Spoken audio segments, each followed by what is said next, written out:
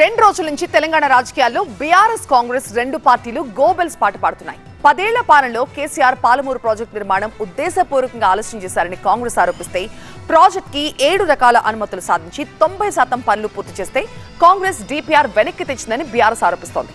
పాలమూరుకి తీరని ద్రోహం చేసింది చాలక తిరిగి మాపైనే నిందలు వేసి గోబెల్స్ ప్రచారం చేస్తున్నారని అటు బీఆర్ఎస్ ఇటు కాంగ్రెస్ నేతలు విమర్శలు చేసుకుంటున్నారు. ఇంతకీ పాలమూరు ప్రాజెక్టుపై ఎవరిది గోబెల్స్ ప్రచారం? పాలమూరు ప్రాజెక్టు కేంద్రంగా తెలంగాణలో ప్రతిపక్ష బీఆర్ఎస్ అధికార కాంగ్రెస్ పార్టీల మధ్య పొలిటికల్ ఫైట్ పీక్స్ లో నడుస్తోంది. తెలంగాణకు నదీ జలాలు, సాగునీటి ప్రాజెక్టుల్లో ద్రోహం చేసింది మీరంటూ బీఆర్ఎస్ కాంగ్రెస్ పరస్పర విమర్శలకు దిగుతున్నాయి. కాంగ్రెస్ పాలనలో వలసల జిల్లాగా మారిన పాలమూరును 10 ఏళ్ల పాలనలో కేసీఆర్ పచ్చగా మార్చారంటోంది బీఆర్ఎస్. 2023లో ప్రభుత్వం మారిన తర్వాత పాలమూరు ప్రాజెక్టును పక్కన పెట్టారని, 2 ఏళ్ల పాలనలో పాలమూరు ప్రాజెక్టులో కాంగ్రెస్ ప్రభుత్వం తట్ట మట్టి తీయలేదని మాజీ మంత్రి హరీష్ రావు ఆరోపణలు చేశారు. మీరు పాలమూరు ప్రాజెక్టుకు 2 ఏళ్లలో చేసిన పని ఎక్కడుందో చెప్పండి, పోదాం. నేను చూపిస్తే మేమేం చేసినాం. ఇప్పుడు నేను చెప్పినా కదా మీకు, నేను ఏమేం పనులు చేసినాం, మోటార్ నొక్కినాం, నీళ్లు కూడా ఉన్నాయి, 4 టీఎంసీలు ఈరోజు అని కూడా చెప్పినా కదా. ఉత్తమ్ గారిని అడుగుతున్నా, 2 సంవత్సరాల్లో పాలమూరు ప్రాజెక్టులో మీరు చేసిన పని ఎక్కడ, దాని పరిమాణం ఎంత, ఏం పని చేసినారో చెప్పండి. పాలమూరు ప్రాజెక్టుపై హరీష్ ఆరోపణలకు కౌంటర్ ఇచ్చారు మంత్రి ఉత్తమ్.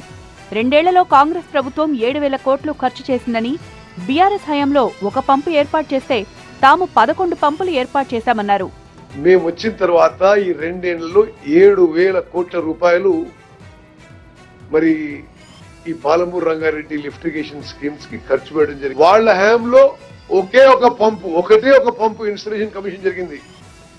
మేము వచ్చిన తర్వాత మరో 11 పంపులు installation and ready for commissioning. 10 ఏళ్ల పాలనలో పాలమూరు జిల్లాలో 10 లక్షల ఎకరాలకు నీళ్లిచ్చామన్నారు హరీష్ రావు.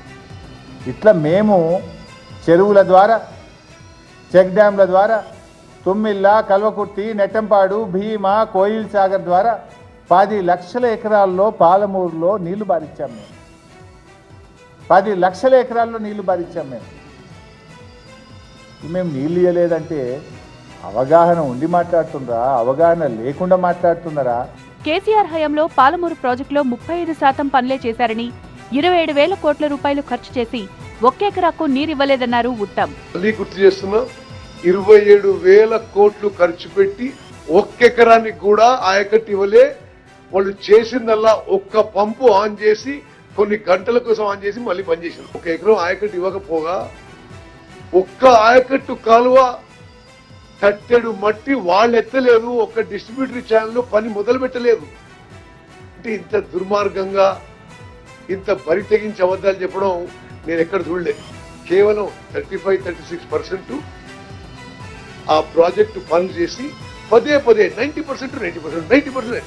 బీఆర్ఎస్ ప్రభుత్వం పాలమూరు ప్రాజెక్టుకు 7 రకాల అనుమతులు సాధించిందని, కాంగ్రెస్ ప్రభుత్వం వచ్చాక ప్రాజెక్టు డీపీఆర్ ని కేంద్రం వెనక్కి పంపించిన రేవంత్ ప్రభుత్వం పట్టించుకోకుండా తిరిగి కేసీఆర్ పాలనపై గోబెల్స్ ప్రచారం చేస్తున్నారని హరీష్ రావు ఆరోపించారు. 90 టీఎంసీలకు మేము పాలమూరు రంగారెడ్డికి ప్రతిపాదనలు పంపి దాదాపు 7 అనుమతులు బీఆర్ఎస్ ప్రభుత్వం సాధించింది. ఇంకొకటో రెండో తెస్తే అయిపోతుంది. అనుమతులు సాధించాల్సిన కాంగ్రెస్ ప్రభుత్వం డీపీఆర్ వెనక్కి తెచ్చింది.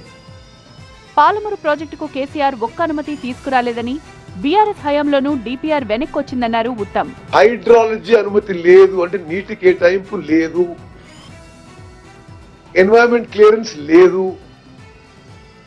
ఇరిగేషన్ ప్లానింగ్ బీసీ రేషియో లేదు, ఇంటర్స్టేట్ క్లియరెన్స్ లేదు, ఏ అనుమతులు లేవు.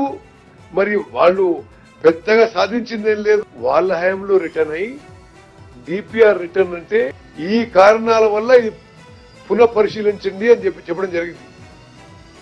వాళ్ళ హయాంలో కూడా రిటర్న్ అయింది. వాళ్ళు కొంత జవాబు ఇచ్చారు, మా హయాంలో కూడా జవాబు ఇచ్చాం. మొత్తానికి పాలమూరు ప్రాజెక్టుపై హరీష్ రావు చేసిన ప్రతి ఆరోపణకు ఆధారాలతో సహా ఉత్తమ్ జవాబిచ్చారు.